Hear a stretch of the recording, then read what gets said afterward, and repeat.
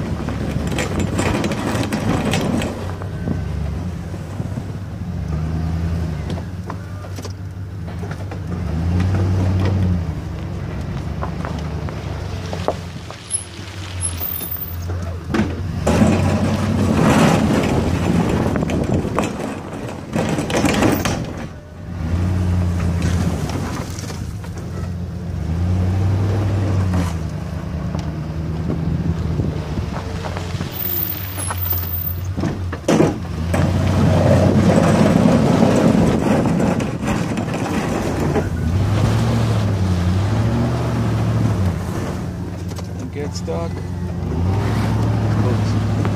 My wheel went off the edge a little bit there.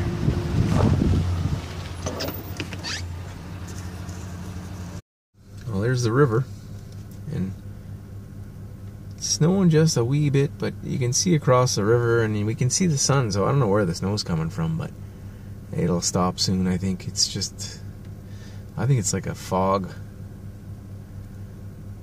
Anyway, it's a beautiful day. If I drove over this snowbank here, I'd be right on the ice. And in fact, there's a rink right near here, out on the river, that somebody's been keeping up. So, it's a big river. Okay, let's get some plowing done. So it's been, last time I had my plow on my truck was Thursday morning, I think. It snowed a little bit, just enough that we had to do everything, but I was done really early. I think I was done by 9 or 10 o'clock in the morning. That's when I drove over to see the guy with the lathe and the bandsaw. I bought those two things. I picked up I bought a little minivan. I'll do a video on that in the near future on a nice sunny day. I'll show you that. There's some neat things about that. Really interesting. And I've been looking for one for over a year. It's Sunday morning, and there's no big panic to get everything done. That's why I'm not out, not like a vampire starting at 2 or 3 in the morning. So I can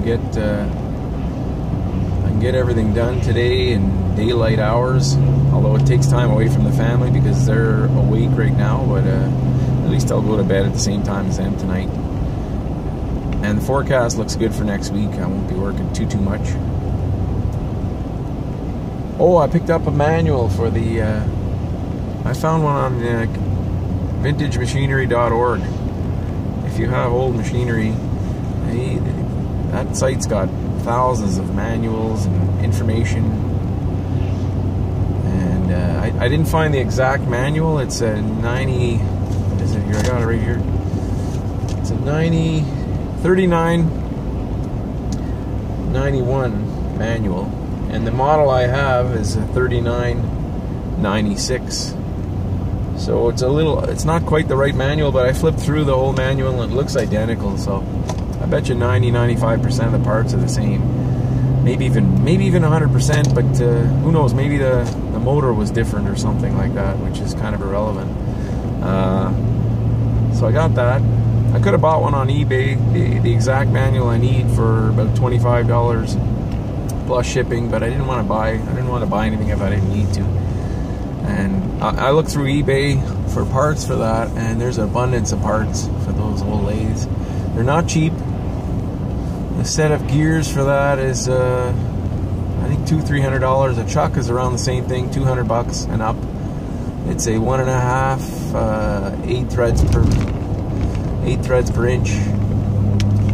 I need a 4-jaw, so I'm gonna look for one of those. I'm gonna contact the guy I bought it from, and I'm just gonna mention to him if he finds any more parts for it, just give me a call, or I'll call him in a month or two, because he couldn't find anything else for it. I'm sure he's got it all there somewhere. So not too bad. Not very much snow here.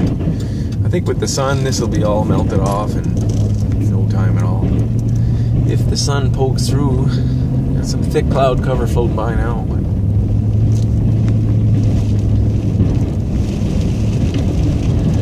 it's -6 right now, and you won't believe what it says on the dash here. This truck is just, it's crazy.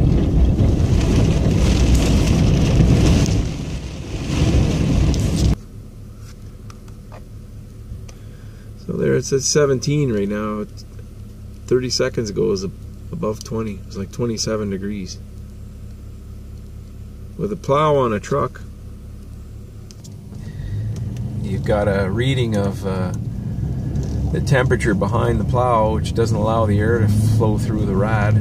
So the radiator is actually heating up the device that measures temperature, and it's giving it a false reading. So we got ourselves a smart truck, but it's not as smart as it could be.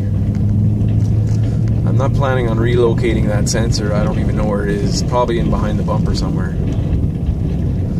But the issue with that is that if you don't set the temperature at this maximum temperature in here, the air conditioning kicks on and actually blows cold air on you no matter what temperature it is outside. It could be -20 outside, and it's sensing plus 20, and it says, well, he must want cold air because it's really hot outside. And I guess there's no sensor inside the truck. Maybe there is, I don't know. But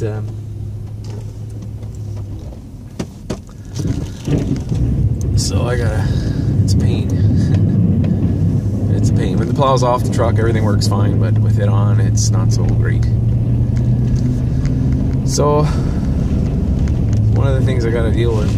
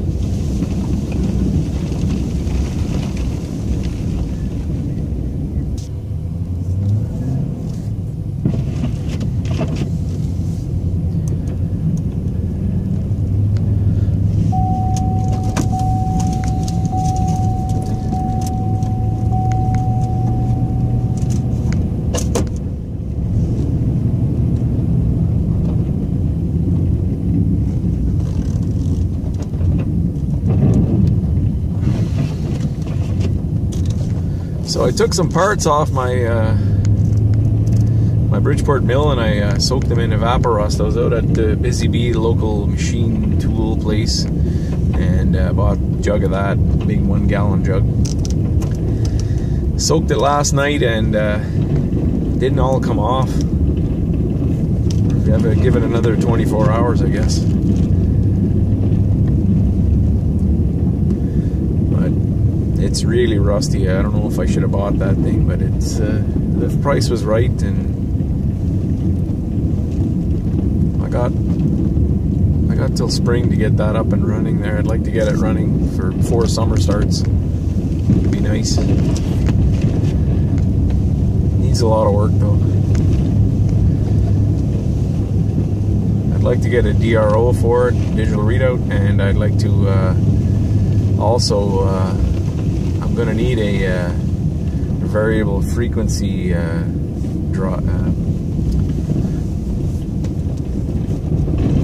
thingamadoohickey.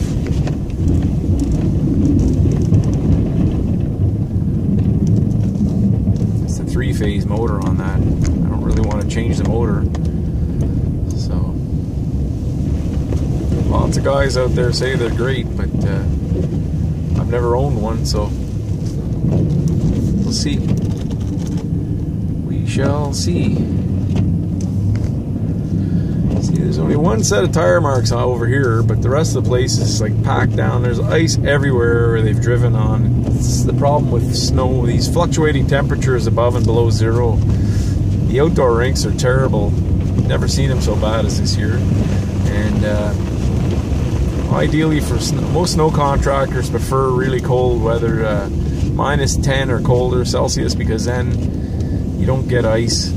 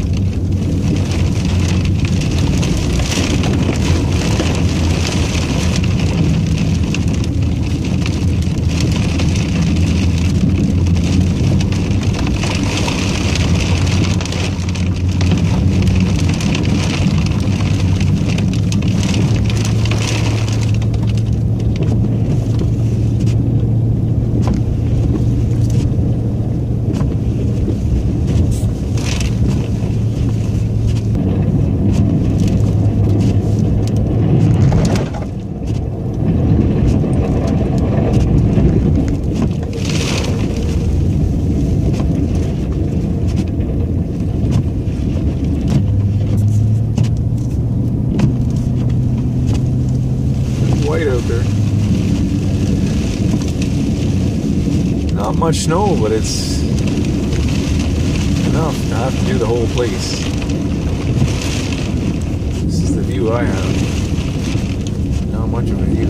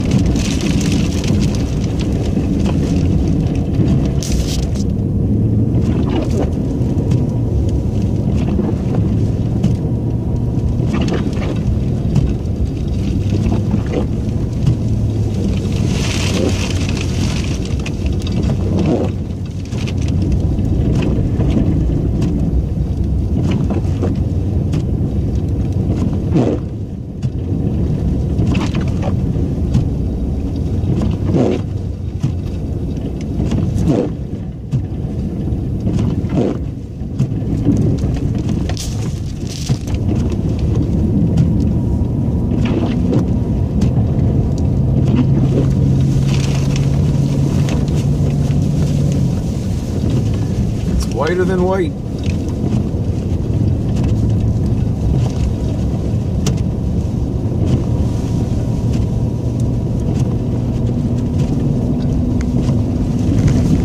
Doing 60 kilometers an hour right now, so it's going good. It's going really well. Although where they've driven on this snow, it is not coming off, so I'm gonna have to put a lot of salt down. It's kind of a bit of a downer, but yeah, I gotta live with it.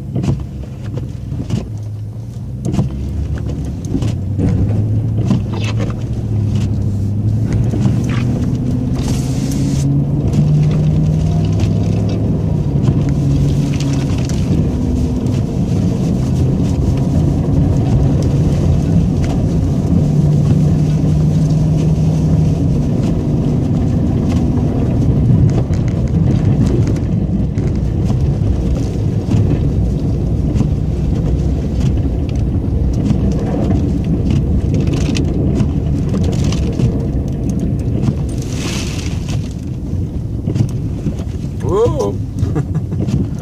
Totally out of control there.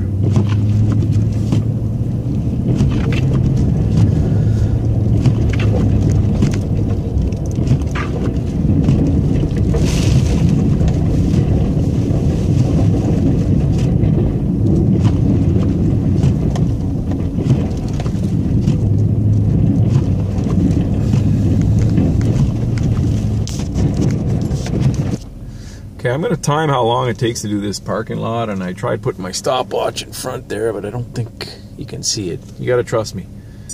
I like timing things, and I can only do it on weekends, holidays and stuff, because it's just a lot of potential good videos I can't even take because it's just going too busy, no time, and it's dark most of the time when I work here. Any weekday I'd be in here at 2, 3 in the morning. So let's see how long it takes. So that's 4 minutes and 55 seconds so far, and I've still got the ends down there. You got the 2 little windrows at the end I gotta clean up, so I love timing things. So I've got about 20 or more parking lots to do. Some are small, some are bigger than this one, way bigger. So roughly 20. Let's say this takes me 6.5 minutes or so on average. Let's say each parking lot takes 7 minutes, and then I got a lot of roads to do, a lot of walkways, bunch of walkways, and some wheelchair ramps that have to be done by hand.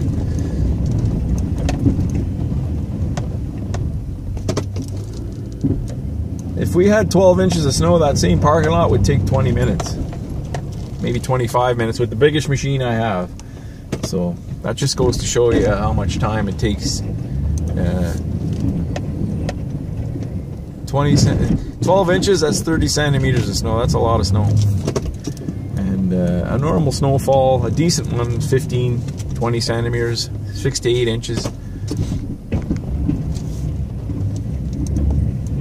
5, relative humidity 89%, wind west 4 kilometers per hour, wind chill -6, barometric pressure 100.3 kilopascals and rising. Yeah. Mostly cloudy. So there's my two, one's a sidewalk machine with the little salter on the back, and that tractor there is probably the most fuel efficient machine we own. It's an M5700 Kubota. I've had it for I think 15 years now. It's a great little machine.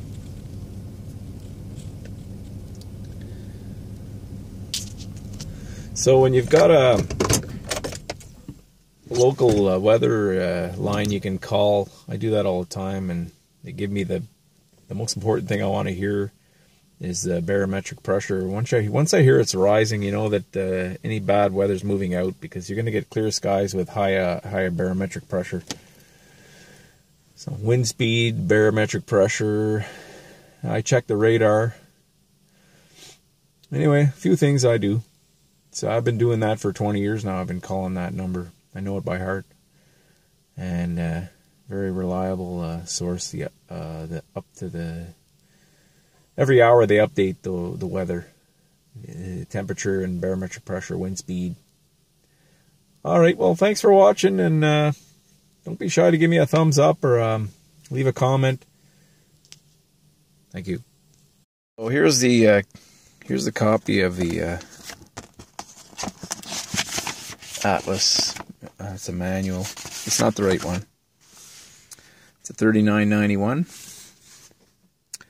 There, the owner of that lathe owned this. He wrote that in there. That's the one I have. I wrote that. So that's identical to mine.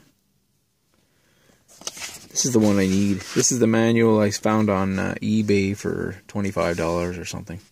It's a $39.96. I won't be buying it, but it's got a lot of useful information in there. Pretty well every part in that machine is listed in here. So you can get that on vintagemachinery.org. So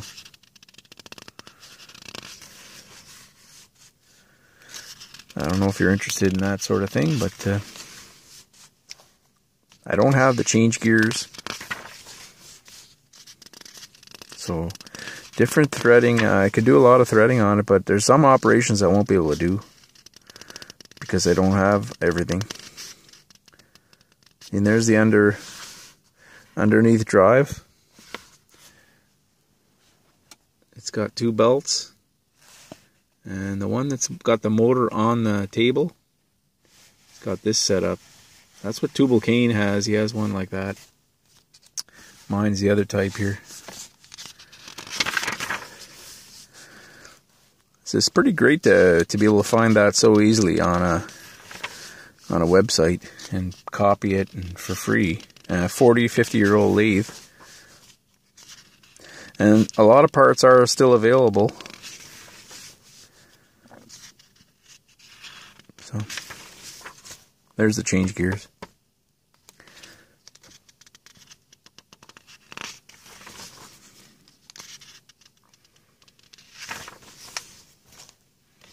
Nice. So this is the underneath drive assembly. So got one little thing to oil here. I think up in here there's sealed bearings. I was reading through it last night. And there's the sheet metal, and you know, everything's in there. I got a lot to learn to run this thing.